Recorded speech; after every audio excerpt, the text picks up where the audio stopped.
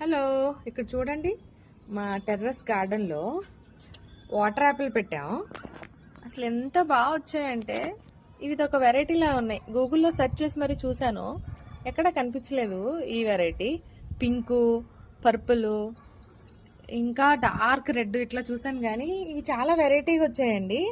చూస్తున్నారా? ఒక్కొక్క దానికి 4 ఉన్నాయి.